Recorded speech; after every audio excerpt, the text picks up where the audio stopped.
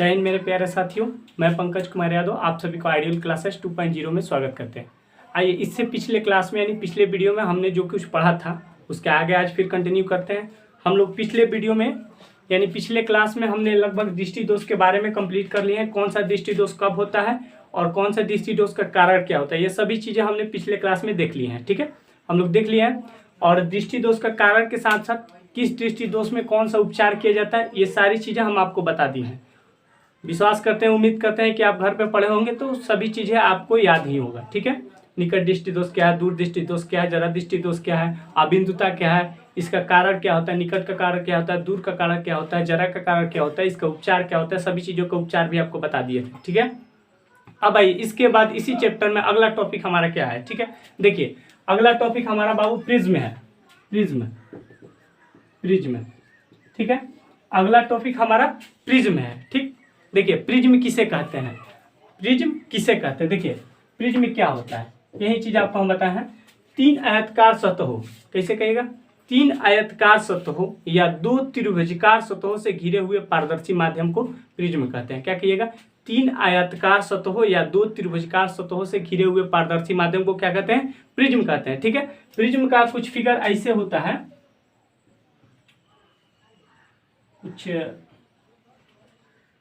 दरअसल कुछ ऐसा ही होता है, लेकिन सिंपल में हम लोग ऐसे इसको देखते हैं, ऐसे देखते हैं। कुछ होता है कुछ अजीब, मतलब ऐसे कुछ इस प्रकार होता है, जैसे कभी देखिएगा किताब वगैरह में दिया रहता है।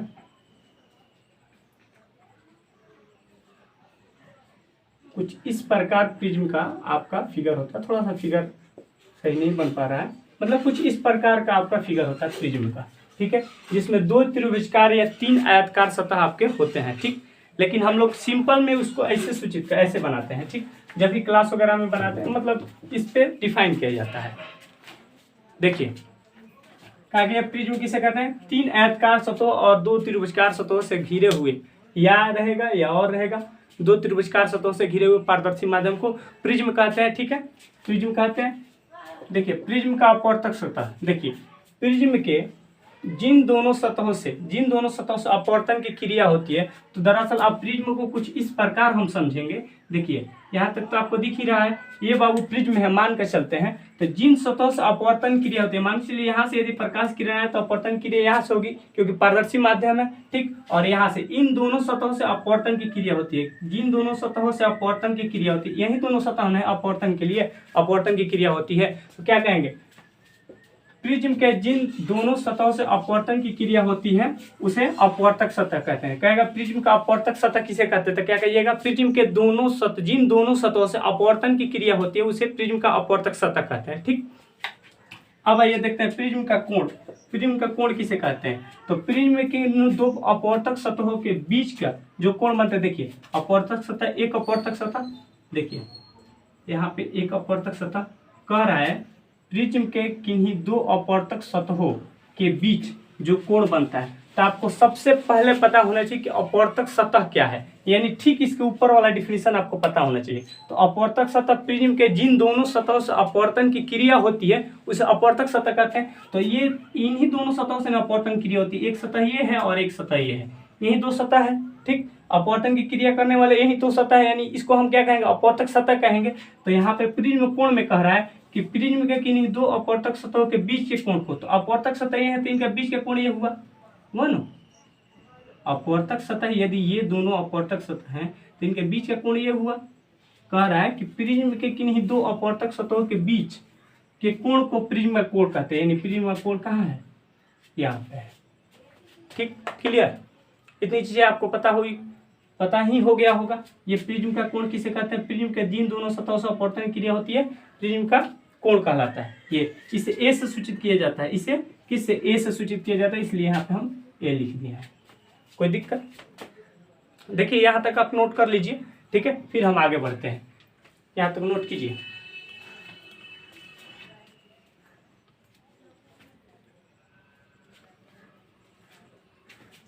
उम्मीद है नोट कर लिए होंगे। ठीक है, या स्क्रीनशॉट ले लिए होंगे। ठीक है, स्क्रीनशॉट ले लीजिएगा या नोट कर लीजिएगा। ठीक, आइए आगे बढ़ते हैं हम। प्रिज्म क्लियर,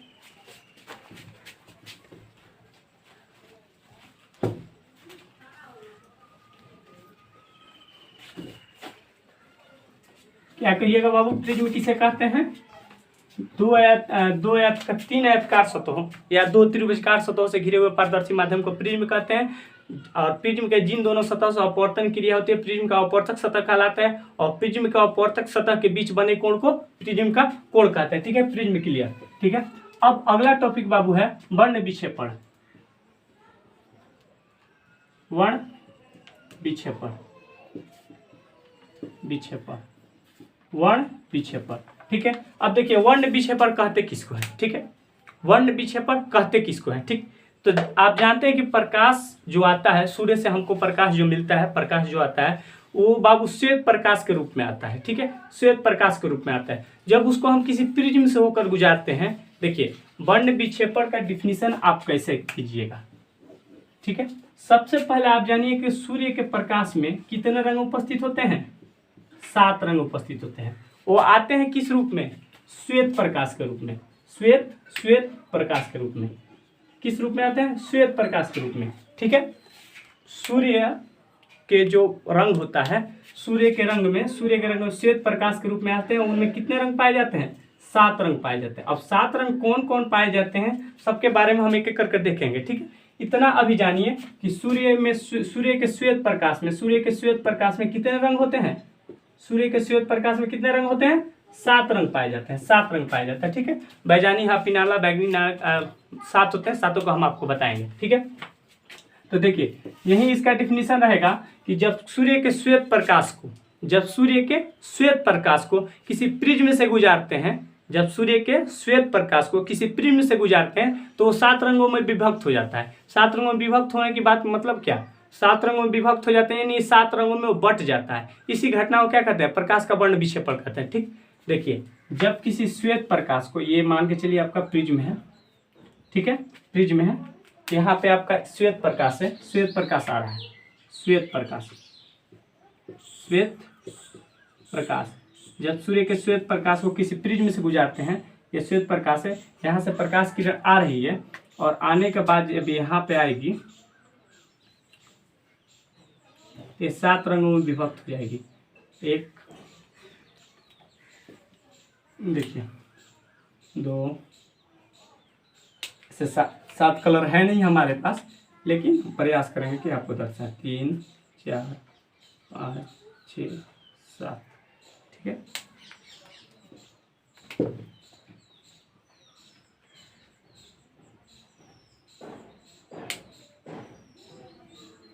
देखिए प्रयास करेंगे कि आपको 7 कलर इसमें दिखे। ठीक है, देखिए यही है। जब सूर्य के श्वेत पर, कैसे डिफिनीशन दीजिएगा? वर्ण विक्षेपण का डिफिनीशन आप कैसे दीजिएगा? ठीक है, तो कहिएगा जब सूर्य के श्वेत प्रकाश को, ठीक है, सूर्य में श्वेत प्रकाश होता है और श्वेत रंगों में 7 रंग उपस्थित रहते हैं, तो क्या कहिएगा? जब सूर्य के श्वेत प्रकाश को किसी प्रिज्म से होकर गुजारते हैं, क्या कहिएगा? जब सूर्य के श्वेत प्रकाश को किसी प्रिज्म से होकर गुजारते हैं, तो 7 रंगों में विभक्त हो जाता है। कितने रंगों में विभक्त होता है? 7 रंगों में विभक्त होता है। इसी घटना को क्या कहते हैं? वर्ण विक्षेपण कहते हैं। ठीक है, क्या कहिएगा? जब सूर्य के श्वेत प्रकाश को किसी प्रिज्म से होकर गुजारते हैं तो वो 7 रंगों में विभक्त हो जाता है। इसी घटना को प्रकाश का वर्ण विक्षेपण कहते हैं। ठीक, वर्ण विक्षेपण। अब एक पूछता है वर्ण विक्षेपण के बाद पूछता है वर्णपट क्या होता है? ठीक है, एक नंबर हो गया आपका वर्ण विक्षेपण। ठीक है, वर्ण विक्षेपण। ठीक है, वर्ण विक्षेपण। 2 नंबर क्या होता है? वर्णपट। ठीक है, वर्णपट। तो देखिए वर्ण विक्षेपण तो बता दिए, अब वर्णपट उसी से जुड़ा हुआ वर्णपट भी है। देखिए जब सूर्य के श्वेत प्रकाश को किसी प्रिज्म से गुजारते हैं तो 7 रंगों में विभक्त हो जाता है। इसी 7 रंगों को जिस पर्दे पर हम प्राप्त करते हैं उसी पर्दे को वर्णपट कहते हैं। ठीक है, क्या कहिएगा? उसी पर्दे को हम वर्णपट कहते हैं या स्पेक्ट्रम भी बोला जाता है उसको। ठीक है, जब सूर्य के श्वेत प्रकाश को किसी प्रिज्म से गुजारते हैं तो 7 रंगों में विभक्त हो जाता है। वहीं 7 रंगों को यदि किसी पर्दे पर हम प्राप्त करते हैं तो उसी पर्दे को हम वर्णपट कहते हैं। ठीक, क्लियर? लिखवा दें दोनों डिफिनीशन या लिख लीजिएगा आप खुद से? ठीक है, चलिए लिखवा ही देते हैं, नोट कर लीजिएगा। अब 7 रंगों में कौन कौन रंग होता है आइए एक एक करके सबको हम देखेंगे, किसका तरंगदैर्घ्य कितना होता है, किसका प्रकीर्णन कितना होता है, ठीक है, सबको एक एक करके देखेंगे। सबसे पहला हेडिंग डालिए बाबू, क्या, वर्ण विक्षेपण, वर्ण विक्षेपण, वर्ण विक्षेपण, विक्षेपण, ठीक है, वर्ण विक्षेपण क्या कहिएगा, जब सूर्य के श्वेत प्रकाश को, जब सूर्य के श्वेत प्रकाश को, श्वेत प्रकाश को किसी प्रिज्म से गुजारते हैं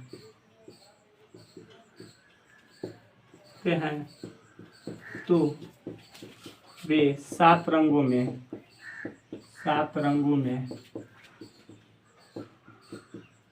विभक्त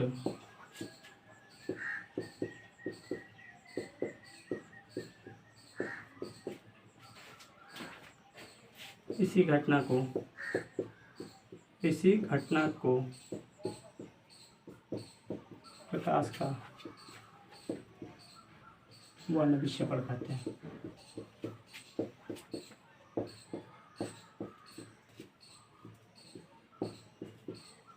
देखिए क्या कहिएगा, जब सूर्य के श्वेत प्रकाश को किसी प्रिज्म से होकर गुजारते हैं तो 7 रंगों में विभक्त हो जाता है, इसी घटना को क्या कहते हैं, प्रकाश का वर्ण विक्षेपण कहते हैं। इसके लिए आप फिगर एक बना लीजिएगा, फिगर बना लीजिएगा। मान चलिए प्रिज्म है,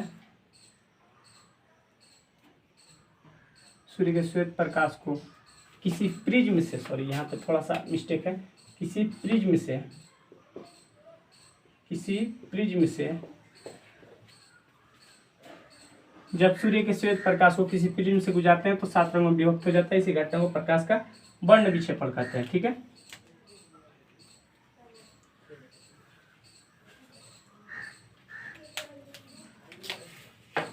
देखिए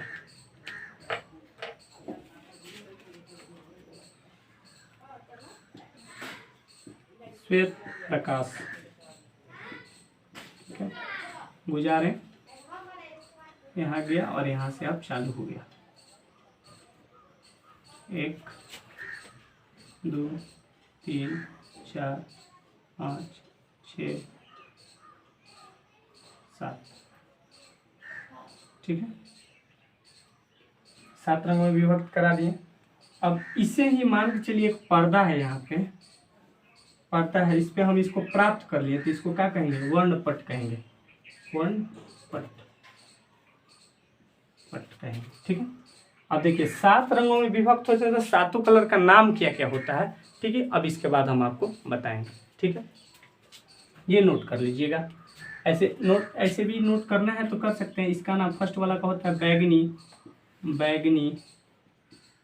दूसरा का होता है जामुनी, ठीक है, बैजानी, नीला, हरा, पीला, यानी पीला, नारंगी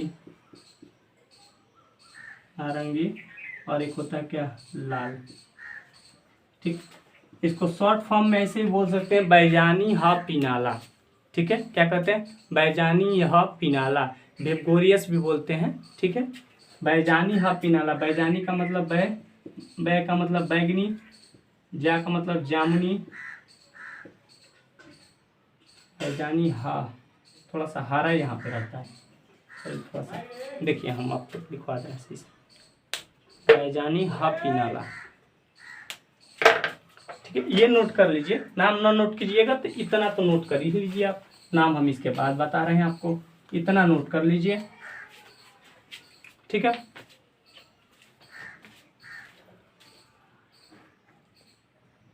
देखिए यही है, बैगनी, जामुनी, नीला, हरा, पीला, लाल, नारंगी, लाल। देखिए लाल सबसे ऊपर होता है, ऐसे सबसे ऊपर रखिए, चाहे सबसे उल्टा चल दीजिए या सबसे इधर से नीचे से चलिए या ऊपर चलिए। लाल का तरंगदैर्घ्य सबसे अधिक होता है और बैगनी और नीला का तरंगदैर्घ्य सबसे कम होता है, इसी कारण इसका प्रकीर्णन काफी अधिक मात्रा में हो पाता है, ठीक है।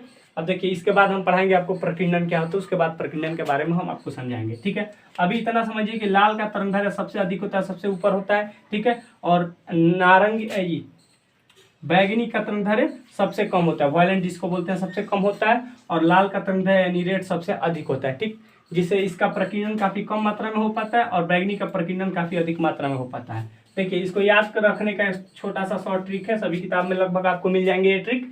बैजानी हा पीनाला, बैजानी हा पीनाला, बै का मतलब बैगनी, जा का मतलब जामुनी, नी का मतलब नीला, हा का मतलब हरा, पी का मतलब पीला, ना का मतलब नारंगी और ला का मतलब लाल।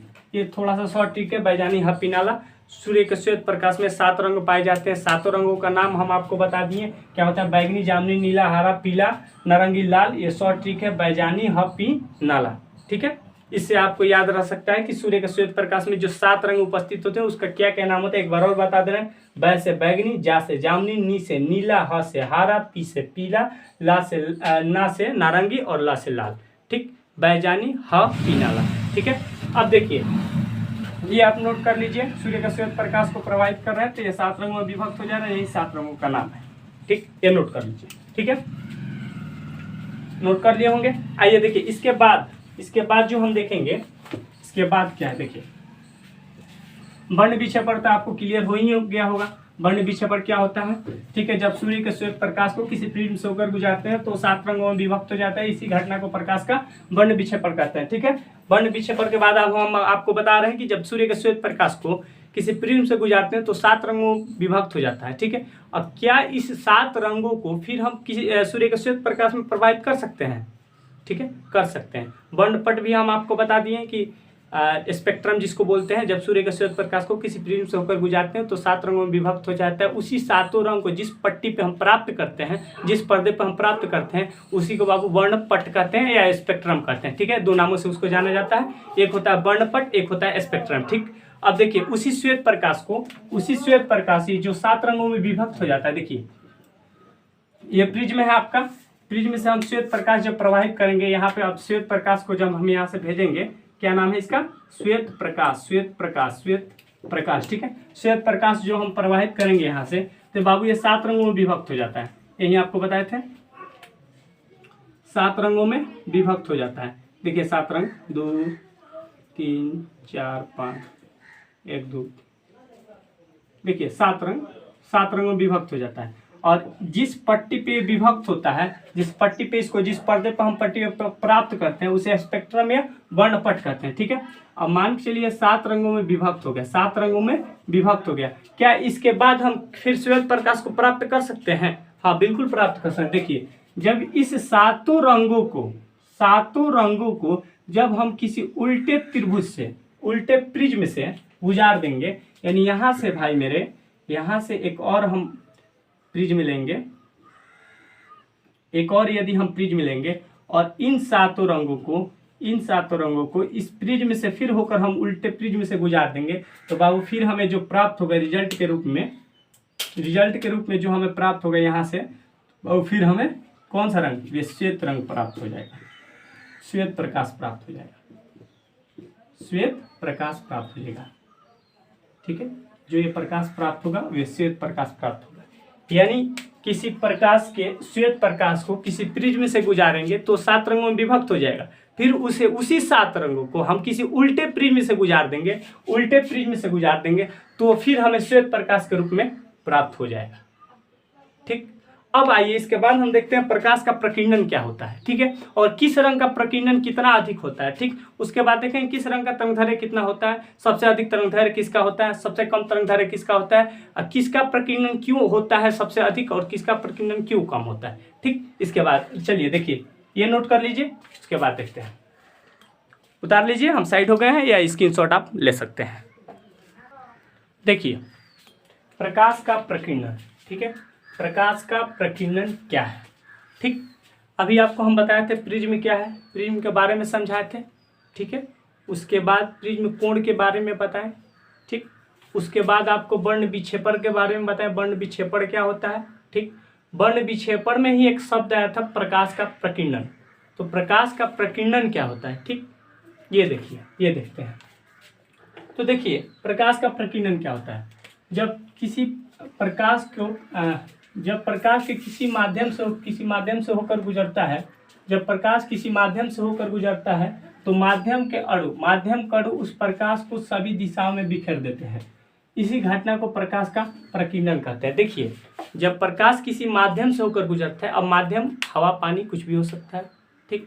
जब प्रकाश किसी माध्यम से होकर गुजरता है तो माध्यम के अणु या धूल कह सकते हैं या अणु कह सकते हैं, पर उस पर पड़ने के बाद प्रकाश को सभी दिशाओं में वो बिखेर देते हैं। इसी घटना को प्रकाश का प्रकीर्णन कहते हैं। देखिए, अलग अलग रंगों का तरंगदैर्घ्य अलग अलग होने के कारण प्रकाश का प्रकीर्णन अलग अलग रंगों का कम और मतलब किसी का प्रकाश का प्रकीर्णन काफ़ी अधिक हो जाता है, किसी रंग का प्रकाश का प्रकीर्णन काफ़ी कम हो पाता है। यही चीज़ आगे देखते हैं। तो बाबू, किस रंग का प्रकाश का प्रकीर्णन काफ़ी अधिक होता है और किस रंग का प्रकाश का प्रकीर्णन काफ़ी कम होता है, ये बार बार पूछा गया है। देखिए, एक चीज़ ध्यान में रखिएगा, लाल रंग का तरंगदैर्घ्य सबसे अधिक होता है, ठीक। तो मान के चलिए जो मजबूत है, सबसे अधिक होने का मतलब क्या, शक्तिशाली है, जो मजबूत है उसका प्रकीर्णन काफ़ी कम मात्रा में हो पाएगा। लेकिन जो कमजोर है, जिसका तरंगदैर्घ्य काफ़ी कम होता है, उसका प्रकीर्णन काफ़ी अधिक मात्रा में हो पाएगा। तो ठीक है, यही चीज़ हम आपको यहाँ दर्शाएं। देखिए, यहाँ से प्रकाश किरण आई और अणु पे पड़कर यानी धूल कण पे पड़कर ये सभी दिशाओं में बिखेर गए, और कुछ प्रकाश की किरण ऐसी है जो प्रकीर्णित न होकर सीधे निकल गई। जिसका तरंगदैर्घ्य सबसे अधिक होता है वो बिना प्रकीर्णन, कुछ प्रकीर्णन हुआ उसके बाद वो सीधे निकल गई, जिस रास्ते में जाना चाहती है वहां चली गई, ठीक। तो देखिए, यही आपको नीचे हम बताए हैं कि लाल रंग का तरंगदैर्घ्य सबसे अधिक होता है, जिस कारण लाल रंग का प्रकीर्णन काफी कम मात्रा में हो पाता है, ठीक है। कोई पूछेगा, देखिए एग्जाम में बहुत बार ऑब्जेक्टिव में पूछता है, निम्नलिखित में किस रंग का तरंगदैर्घ्य सबसे अधिक होता है, ठीक। तो ध्यान रखिएगा, लाल रंग का तरंगदैर्घ्य सबसे अधिक होता है और बैगनी रंग का तरंगदैर्घ्य सबसे कम होता है। यदि ऑप्शन में बैगनी नहीं रहे तो नीला मारिएगा, ठीक है, क्योंकि नीला और बैगनी दोनों का तरंगदैर्घ्य काफी कम होता है, इन्हीं दोनों का तरंगदैर्घ्य काफी कम होता है, लेकिन अधिक में सबसे अधिक लाल रंग का तरंगदैर्घ्य होता है। तो देखिए, क्वेश्चन ऐसे घुमाकर पूछता है कि किसका प्रकीर्णन सबसे अधिक मात्रा में होता है। अब आप अधिक देखकर लाल मार दीजिएगा तो ये दिक्कत हो जाएगा, क्योंकि तरंगदैर्घ्य जिसका जितना ही अधिक होता है उसका प्रकीर्णन उतना ही कम होता है, यानी जो जितना मजबूत रहता है वो उसका प्रकीर्णन काफी कम मात्रा में हो पाता है, यानी उसका बिखराव काफी कम मात्रा में हो पाता है। तो लाल रंग का तरंगदैर्घ्य सबसे अधिक होने के कारण लाल रंग का प्रकीर्णन काफी कम मात्रा में हो पाता है, परंतु बैगनी और नीला रंग का तरंगदैर्घ्य काफी कम होने के कारण इसका प्रकीर्णन काफी अधिक मात्रा में हो पाता है, ठीक। तो यही चीज आपको हम लिखवाते हैं। देखिए, परंतु बैगनी एवं नीला रंग का तरंगदैर्घ्य काफी अधिक होता है, जिस कारण इसका प्रकीर्णन काफी कम मात्रा में हो पाता है। तो बाबू, एक क्वेश्चन तो यहाँ से ऑब्जेक्टिव बनता है कि बाबू किस रंग का तरंगदैर्घ्य कितना होता है। सबसे पहला क्वेश्चन, निम्नलिखित में किस रंग का तरंगदैर्घ्य सबसे अधिक होता है, तो तरंगदैर्घ्य सबसे अधिक किसका, लाल का, इसमें कोई शक संदेह नहीं है, ठीक है। और दूसरा क्वेश्चन ये, निम्नलिखित में किसका प्रकीर्णन काफी कम मात्रा में हो पाता है, तो कम समझ कर बैगनी मत मार दीजिएगा, ठीक है। बैगनी तरंगदैर्घ्य कम होता है लेकिन प्रकीर्णन उसका अधिक होता है, लाल का तरंगदैर्घ्य अधिक होता है लेकिन प्रकीर्णन इसका कम होता है। तो निम्नलिखित में किस रंग का प्रकीर्णन काफी कम मात्रा में हो पाता है, तो क्या मारिएगा, किसका प्रकीर्णन काफी कम मात्रा में, प्रकीर्णन कम मात्रा में होता है, यानी तरंगदैर्घ्य जिसका अधिक होगा वही तो लाल होगा, क्योंकि लाल रंग का तरंगदैर्घ्य अधिक होता है जिसके कारण प्रकीर्णन इसका कम मात्रा में हो पाता है, ठीक। और बैगनी की बात करें तो बैगनी और नीला रंग का तरंगदैर्घ्य सबसे कम होता है, जिसके कारण तरंगदैर्घ्य कम होने के कारण इसका प्रकीर्णन काफी अधिक मात्रा में हो पाता है। यही चीज आपको हम बता दिए हैं, ठीक, और लिखवा दिए हैं, नोट कर लीजिए इतना, ठीक है। किसका तरंगदैर्घ्य सबसे अधिक होता है, लाल रंग का। किसका प्रकीर्णन सबसे कम होता है, लाल रंग का। बैगनी रंग किसका तरंगदैर्घ्य सबसे कम होता है, बैगनी और नीला रंग का, ठीक है। किसका प्रकीर्णन सबसे अधिक होता है, प्रकीर्णन बैगनी रंग का, नीला रंग का, ठीक है, दोनों चीज है, ठीक है, नोट कर लीजिए इसको।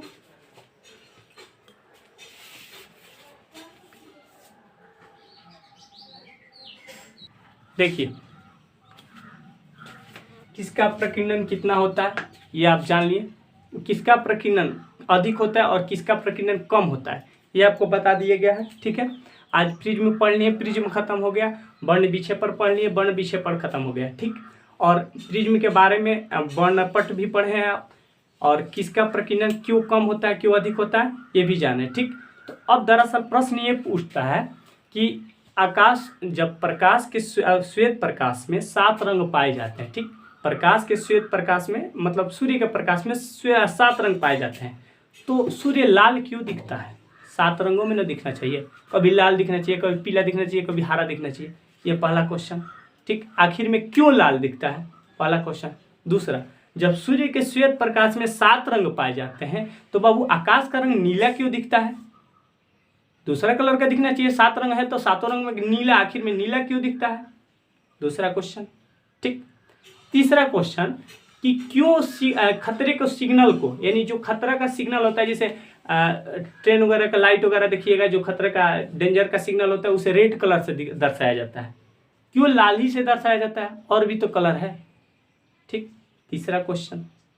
4 नंबर क्वेश्चन, मतलब इस टाइप से सारे क्वेश्चनों को हम आगे वाले वीडियो में देखेंगे। ठीक, आकाश का रंग नीला दिखाई देता है क्यों? सूर्योदय और सूर्यास्त का समय देखिए, सूर्योदय होता है तो आप देखते हैं मतलब सूर्य उदय यानी सूर्य निकलता है तो सूर्य लाल दिखाई देता है। तो जब 7 कलर है सूर्य में तो लाले क्यों दिखाई देता है? क्यों ना पीला, जामुनी, नीला, हरा दिखाई देने लगता है? ठीक, ये क्यों होता है? यानी सूर्योदय और सूर्यास्त के समय सूर्य लाल दिखाई देता है क्यों?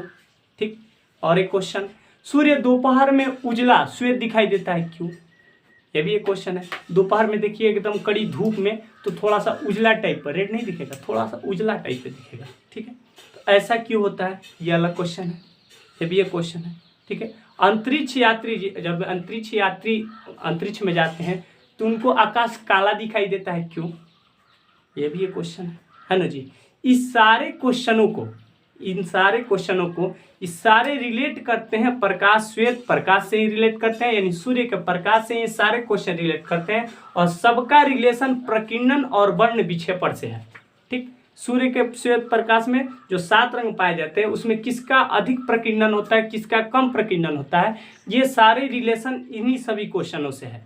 यानी इन सभी प्रकाश के प्रकीर्णन के माध्यम से ही सभी को व्यक्त किया जाएगा। ठीक, आखिर में क्यों दिखते हैं। ठीक, इसको बाबू हम अगले वीडियो में बताएंगे। ठीक, आज के लिए इतना ही रहने देते हैं, क्योंकि आज ही आप ये कंप्लीट कर लीजिएगा तो इसके बाद वाला जो क्वेश्चन हम आपको बताएंगे वो आपको अच्छा से समझ में आएगा, लिखवा भी देंगे वो बढ़िया से समझ में आएगा, क्योंकि आपको ये आज वाला जो भी चीज़ें हम बताए हैं, वर्ण विक्षेपण, प्रिज्म, प्रकीर्णन, और किसका तंगधर्य सबसे अधिक होता है और किसका अधिक होता है, तो इसका प्रकीर्णन कितने मात्रा में हो पाता है, ये सारी चीज़ें आप कल याद कर आइएगा। ठीक, आज के लिए हम इतना ही रहने देते हैं, कल फिर इन सभी क्वेश्चनों को लेकर आते हैं और मिलते हैं कल। ठीक है, फिर इसी समय से आपके साथ। ठीक, तब तक के लिए टेक केयर, बाय बाय।